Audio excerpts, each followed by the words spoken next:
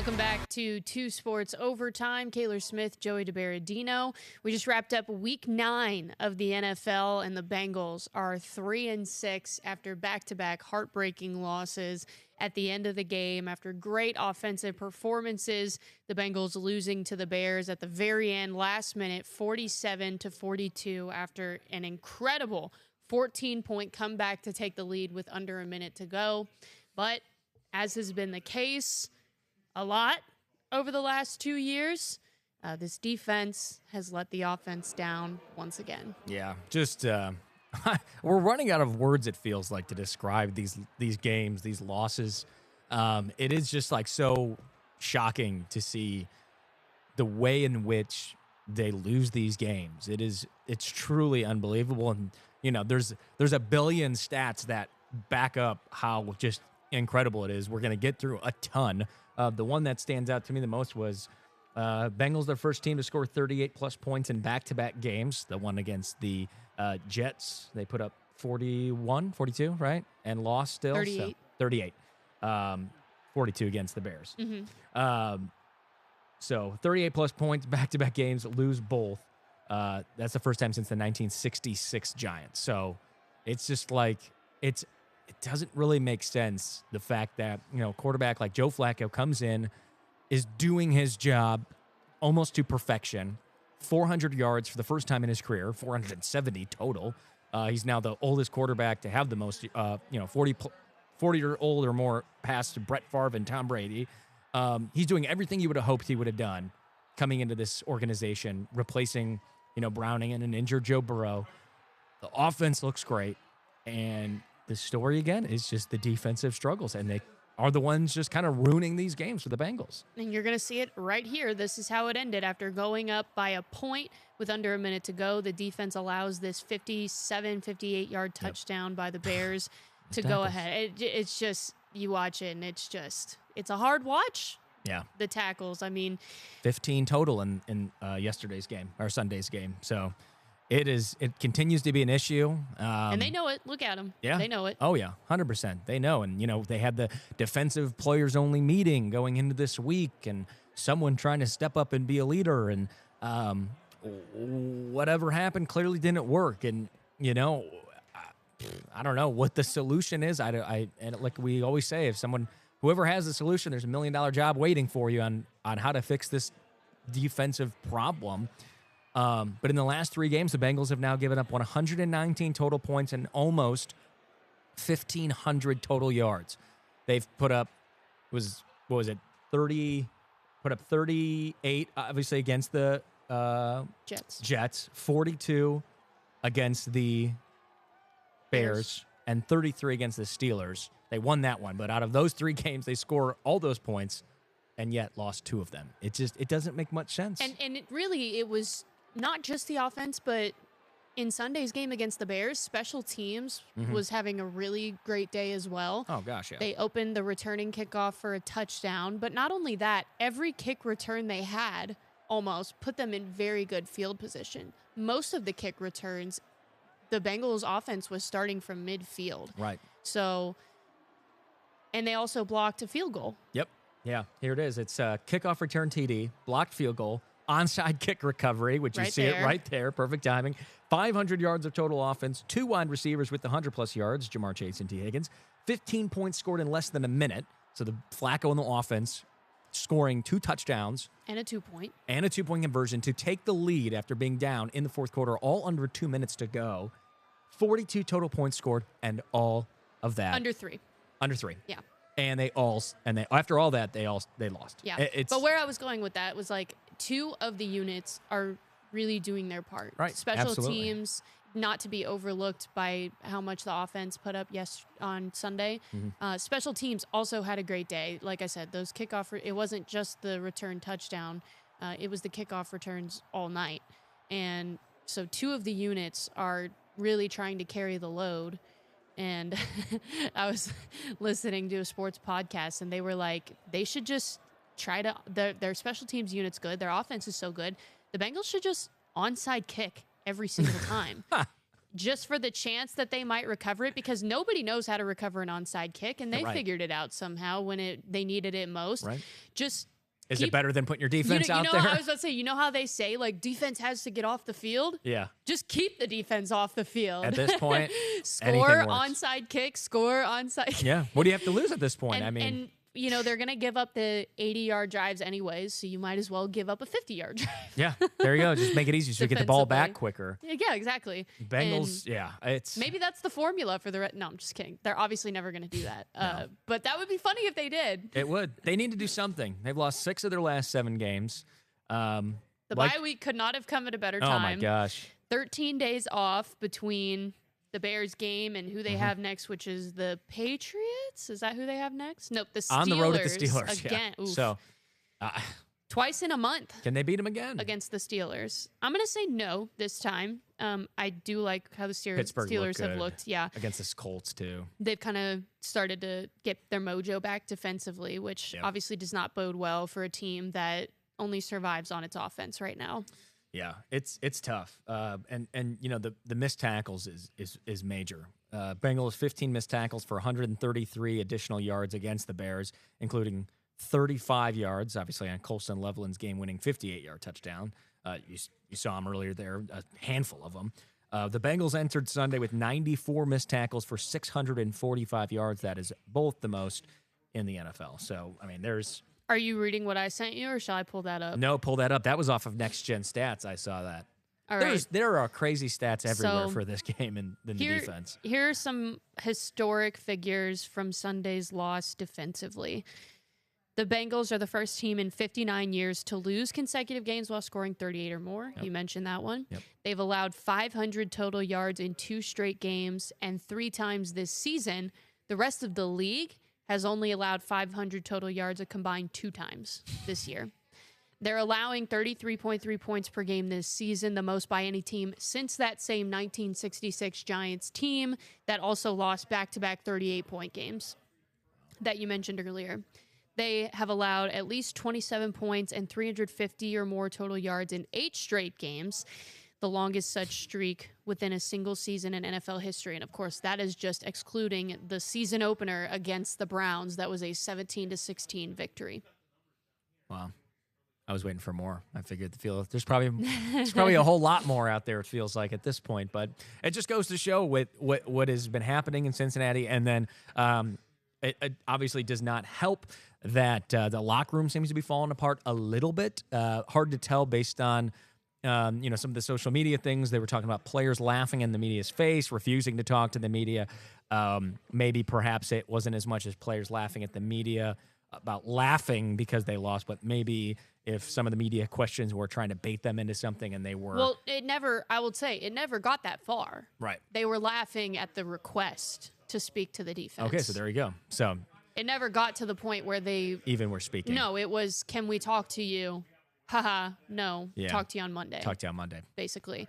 So, and, I've seen a lot of discourse on social media, either in defense of the players or not in defense of the players. And it's like, well, the offense stuck around to talk. Why can't you? Yeah. And we're going to hear from that as well as Zach Taylor. And here was some of their thoughts on this Zach Taylor, loss. Chase Brown, and Jamar Chase coming on tap right now. Get ready for this one. We know there's going to be pretty loud noise out there. Criticism, it's deserved when we're the record we are and the results we've had.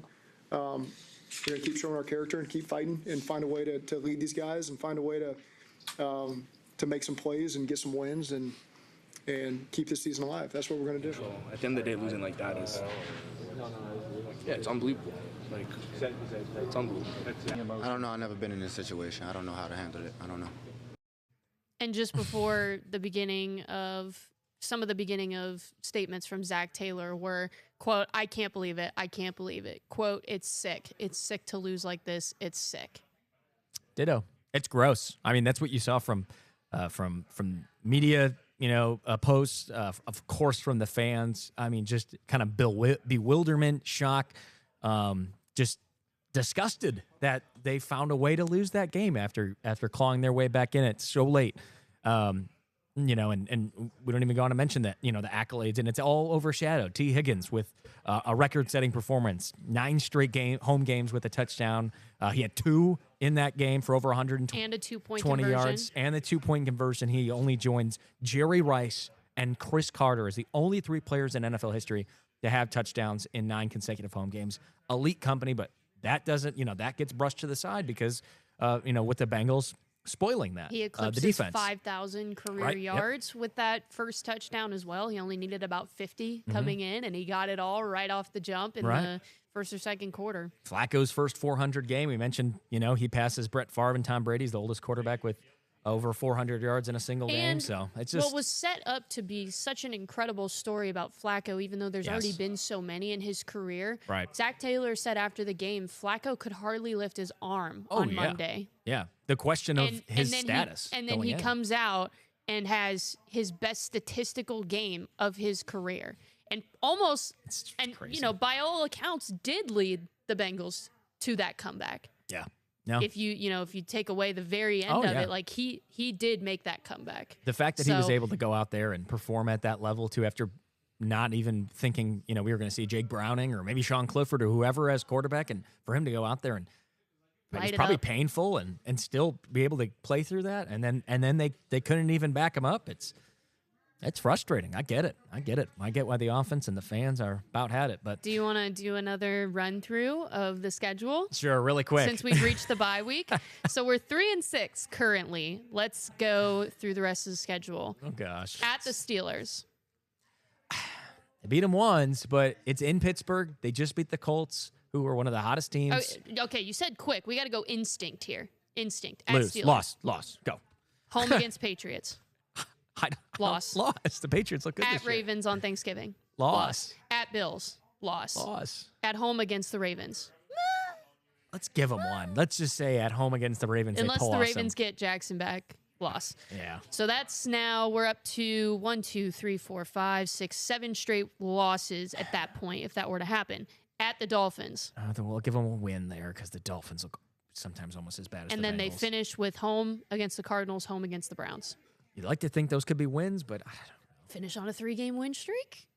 They still shouldn't bring Burrow back. I don't know. Do not rush him back So, for this team to best case scenario, if they do finish on that 3-game win streak, we're looking at 6-11. And remember when we initially did this experiment after Burrow got hurt, we ended up at about 7 or 8 wins. Yeah. So we've gone down. We've gone down. It's based on what we've seen so far, so it checks out. I think unless there's some miracle happens within the defense, I don't think this team makes the playoffs. I don't think they come close.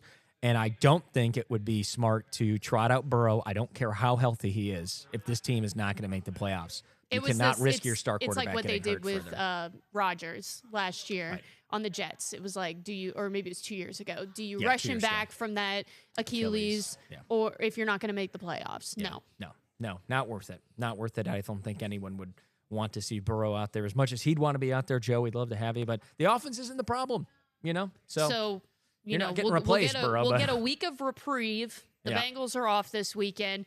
The the Browns are on the road at the Jets. We'll be keeping an eye on them, as well as the Browns. Quickly before we head to break, though, college, what seemed to be at the beginning of the year a very exciting matchup, kind of turned into, it was a good game overall, but not as much anticipation and hype with Penn State obviously dropping out of the rankings completely. No James Franklin, that was kind of a big story there, him getting fired. We're talking Ohio State. Just a couple, for Ohio State for college. So, but Ohio State went on to defeat Penn State 38-14. Almost a perfect day for saying 20 for 23, 316, 4 touchdowns, no picks. Heisman candidate, just saying. He definitely is. I mean, that's not even in question. Ohio State officially launching both campaigns for the Heisman for both Jeremiah Smith and Julian Sayin. 316 yards, 4 touchdowns. Carnell Tate, Jeremiah Smith each surpassed 100 receiving yards. And Ohio State still undefeated. So it was another big day for the Buckeyes and kind of steamrolling their way. As for what's next, Ohio State at Purdue is going to be this weekend. At Purdue, yeah. And, short of a letdown against Purdue, UCLA, and Rutgers, which all have losing records, it is shaping up to be what we've talked about, could be 11-0, should be 11-0 entering Michigan, and hopefully that last game against Michigan for the Buckeyes fans is not a letdown for the 5th year in a row. They should dismantle that Michigan team. From what I've seen, they should dismantle. They should completely overwhelm Bryce Underwood. It's shaping up again. I know. It's shaping up to happen again. It shouldn't be close at all. But crazy things have happened, as we've seen from the Buckeyes. But I can't wait to see the promo cut of this episode. Our one-liners. Gonna be good. All right. Also, for quickly, college, Dayton, after its big win over 16th-ranked Presbyterian, they fall in a tough one on the road to San Diego, 31-13. 47 yards through the first 3 quarters offensively Rough for Dayton, which was brutal. They haven't beat San Diego since 2010. So Flyers obviously still in the firmly in the PFL playoff hunt. But they have 2 more games left. Back home against Drake for the home finale next Saturday, the 15th. So they're off this Saturday coming up, and then they wrap up the year on the road at Davidson. So, we'll see if the Flyers can get back into the playoffs the first time in a handful of years. So that kind of puts a wrap on college and pro football, but we are sticking on the gridiron when we come back. We're going to be talking all things high school football playoffs as we get ready for the regional quarterfinals, the second round of the high school football postseason. Don't go anywhere. Kayler Smith, Joey DeBerardino coming right back after this on 2 Sports Overtime.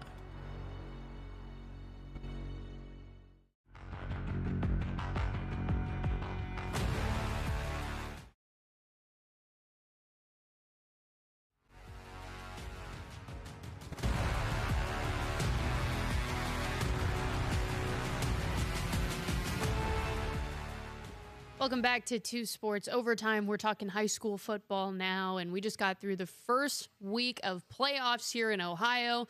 A lot of lopsided games. Week 1, we did have one thriller, though, and it's going to set up a really exciting game down in Division 7. But, Joey, where do you want to start? Let's just start at the top with Division 1 real quick. So looking at who and is also left. Now, all buys are over. Yep. Everybody's in We get to action. see everybody. And I believe by my count, it was 28 local teams left. We started at 39 total with a handful of teams on those buys. It was 24 playing in the first round on Friday night. So we are dwindled down just a handful of teams now, down to 28 total. And this is really where the second round, where we see we finally get to see a lot of local on local. So this is where we may see our biggest cut of teams. And we love to see every local team go as far, but they're just going to run into a lot of running into each other now. So starting in Division 1, Troy was waiting in the wings as the number 2 seed, so they have their bye. Trojans 8-2 are now going to get their first postseason action against 7 seed Hilliard Bradley coming in. They are 6-5. 6 seeded Wayne coming off a big first round win over Westland. They handled them pretty well. 36-6 was the final in that game. Warriors now going to play a tough matchup against 3rd seeded Findlay. Finlay, who is 6-4, and then rounding out our Division 1 teams. Here's a great head-to-head matchup, arguably going to be, our playoff game of the week. 5th-seeded Springfield and 4th-seeded Springboro, 2 GWalk powerhouses, getting ready to duke it out. The Wildcats coming off a 35-6 win over Marysville. Springboro, obviously, is the 4th seed, earned that bye. Before we move on to D2, though, for one of our GWalk teams, who else was in it, was Fairmont. Just another heartbreaking loss for Dave Miller and the Firebirds. Another 1-point loss, 22-21 to Lebanon. That's the Firebirds' 3rd 1-point loss this season. Playoffs are tough, but that team never lost a game by more than 7 points, and that game was week 1 against Alter. So tough to see Fairmont go down. But moving on here to Division 2, only 2 teams that we got here. Number 3, Trotwood Madison, with a game against Lima Senior. And then Xenia with a really tough matchup here coming up as the 4 seed. They're going to take on LaSalle. Should be a great game there. That one, though, at Doug Adams Stadium. And I'll toss it over for you, Kayler, for Division 3. Moving on to D3, we've got the 2 seed Wapakoneta coming off there by 10-0, hosting Lima Shawnee. You got it. Think about it. Lima. My Spanish brain wants to say Lima. Lima. Lima Shawnee. In Region 12, Tippecanoe, also 10-0, also coming off a bye as the 2 seed, taking on 7 seed Oxford Talawanda, 10-1. So that should be a good matchup. Yeah, that'll be a good first round game for Talawanda's the been Red a Devils. pretty decent team, and I don't think they play a stiff competition as say Tippecanoe does, but after the shocking first round exit for the Red Devils from last year, as they made my bulletin board material for my tweet, hoping to see Matt Burbacher and company continue to kind of throttle their way through the playoffs this year. And then a real fun one to round out D3, Yes. a GCL matchup. GCL rivals Alter and Baden going head-to-head again. Now, Alter lost that game in Week 9 considerably, if you have the score pulled up. I don't remember off the top of my head. I think but it was 28-14. Remember, it was not close. Yeah, I think it was a 2-score game. So Alter, the 6th seed at 8-3. Alter's coming off a dominating win over Bellbrook in the first round. And Hamilton Baden at 9-1 in the 3 seed. So that's fun. Yeah.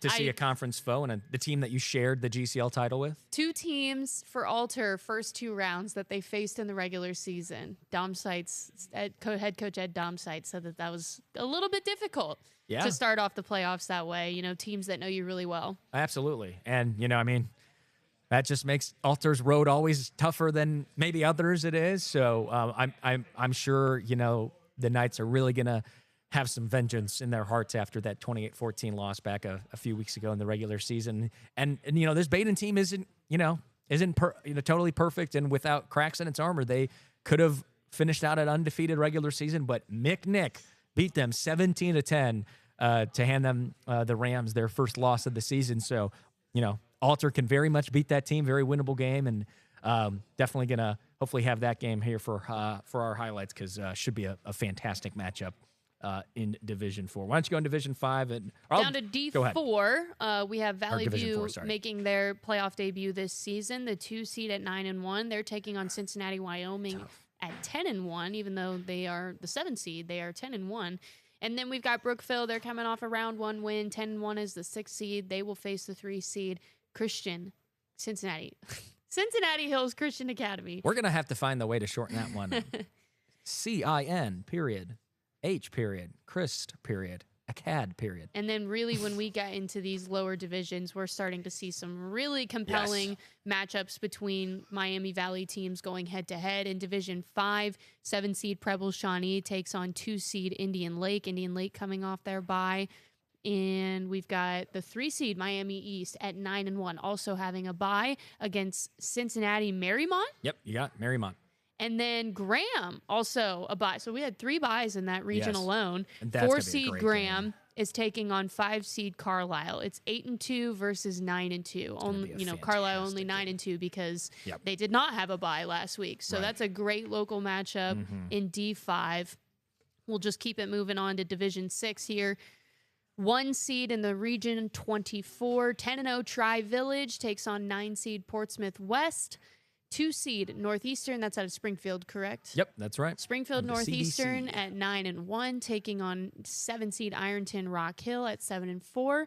And then we've got some great local matchups in this one as well. 3 seed Mechanicsburg also got a bye, 8-2. They're taking on 6 seed Anna at 8-3. The Anna team that almost came just this close, came a 2-point conversion shy of taking down Marion Local in the regular season.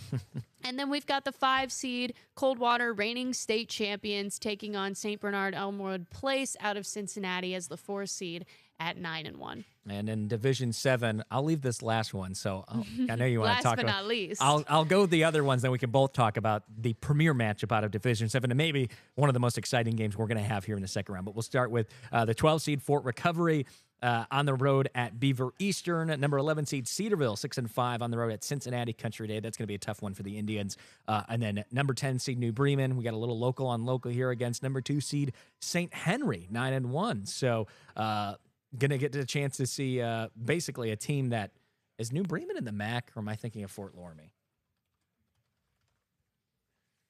I don't think New Bremen is in any conference. So basically they're like a honorable mention MAC school. So an exciting matchup there. But like I mentioned, the one that we're all going to have our sights on is 8-seeded Lehman Catholic and the number 1 seed Marion Local. Now, don't be fooled by the seeds. okay? Because this is 8 seed is good. crazy for a 9-1 team. Yeah, exactly. So now 10-1 Lehman Catholic coming off one of the most exciting playoff games we've seen yet, in just an absolute thriller for the Cavs. Lehman 50-48 over Minster.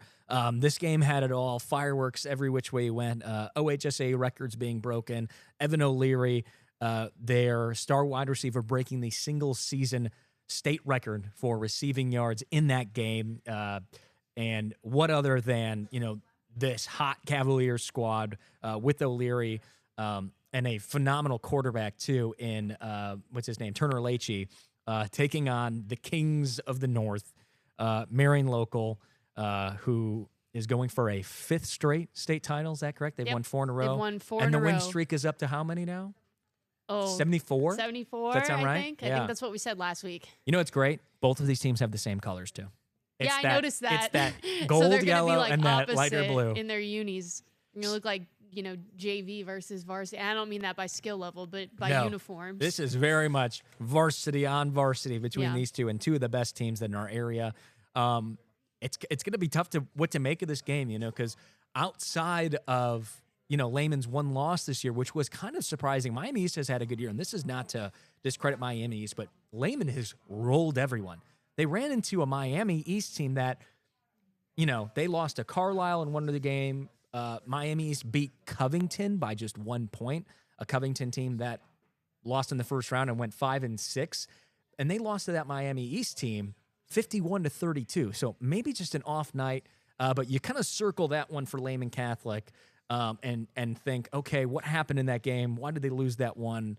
Why weren't they undefeated coming into this game? But the way they looked against a solid Minster team, who the Wildcats still kind of gave Marion Local a little bit of grief. I think the Flyers handled them pretty decently, though, a couple weeks ago when they faced off in the regular season. But you have to think they're maybe the next team to dethrone and kind of end that win streak for Marion But Local. we also know what Marion Local does in the postseason. They know how to close it out. They do. And, maybe all those 1-point games really toughened them up. I guess I haven't been here, so I don't know for sure, but I am pretty sure that they've had the propensity to roll most of these opponents. It's typically right. Anna being one of those. Anna, they had not had a close game in like 10 years against, and then it was a 1-point game down to the wire. So, maybe it not coming easy was good for this group.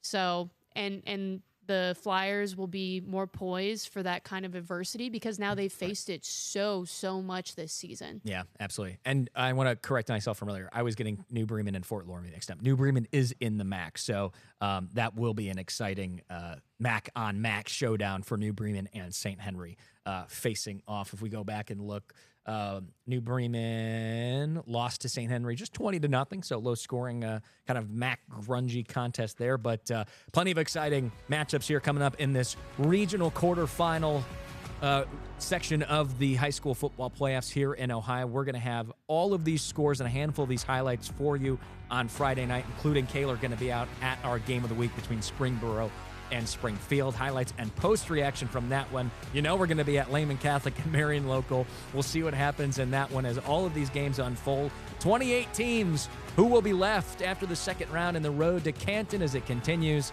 Cats, Kayler Smith. I'm Joey DeBaradino. We'll see you next week right here on 2 Sports Overtime.